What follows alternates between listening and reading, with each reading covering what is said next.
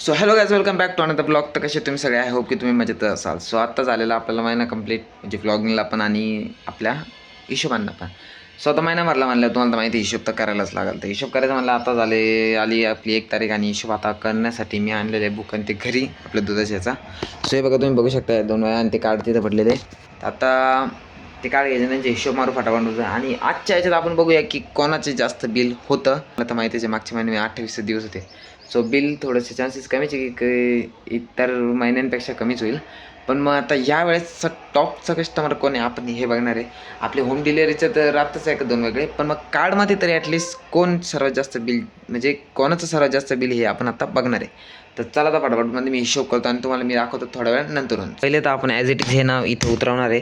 त्यानंतरून आपण मग हिशोब करून त्यांची सर्व टोटल मारून इथं लिहून मग तुम्हाला मी लास्टला दाखवतो.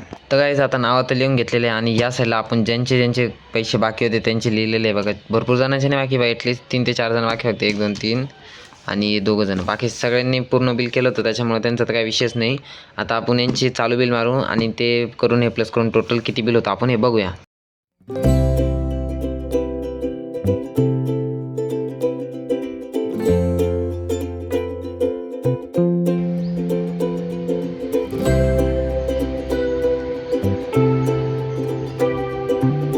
सो फायनली गाईज कमीत कमी 1 तासानंतरून फायनली पूर्ण हिशोब झालेला आहे.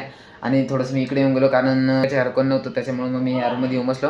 आणि फायनली आपला पूर्ण हिशोब झालेला. फक्त जे 2-3 कार्ड जमा नसतील तेच फक्त राहिलेले. आता हे बघा, हे जे मी कार्ड बाजूला काढलेले आता हे संध्याकाळच्या ह्याच्यातले आणि हे जे सकाळच्या ह्याच्यात लागतं ते. आता तुम्हाला मी जसं बोललो होतं की आमच्या ह्याच्यात टॉपचं हिशोब म्हणजे सर्वात जास्त बिल कोणाचं आहे हे तुम्हाला दाखवतो मी. आता आपल्या ह्याच्यात सध्या तरी सर्वात जास्त बिल यांचं आहे. हे बघा इथं तिवारी म्हणून आहे, त्यांचं 3702 एवढं बिल आहे त्यांचं.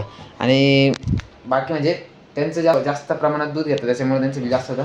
आणि जे होम डिलिव्हरीमध्ये ना त्याच्यात तो एक जण आहे, त्याचं तो खूप बिल आहे. पण मग ते कसं आहे आपल्याकडे तो हिशोब राहत नाही, त्याच्यामुळे मग तो हिशोब मी तुम्हाला दाखवतो. पण तो एक साधं तुम्हाला सांगतो, तो कमीत कमी ते ना 6-7 हजारपर्यंत जातं ते बिल, नाही का असं आहे.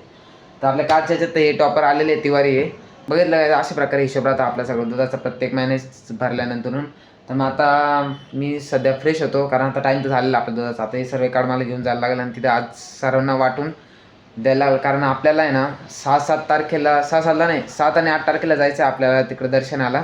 जसे गणितनाथ महाराजांची यात्रा राहते तुम्हाला माहिती आहे.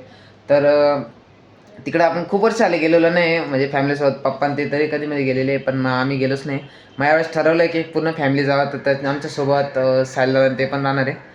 तर अशा प्रकारे आमचा प्लॅन आहे. तर तेव्हा जाऊ आपण, तेव्हा तर खूप मजा येणार आहे तिकडं. तुम्हाला मी दाखवेल कसं काय दर्शन वगैरे सर्व. तर आत्ता फटाफटमध्ये हे सर्व मी आवडतो वगैरे आणि मी पण फ्रेश होतो थोडंसं.